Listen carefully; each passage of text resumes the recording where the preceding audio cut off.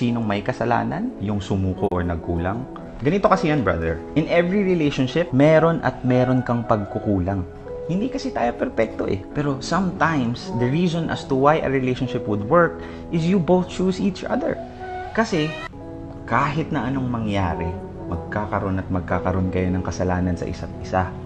Pero yung kasalanan na yun, mapupunan nyo. Bakit? Kasi pinili nyo na ayusin yun. Hindi kayo sumuko. So, kung tatanungin mo ako kung sinong nagkamali, ikaw na sumuko.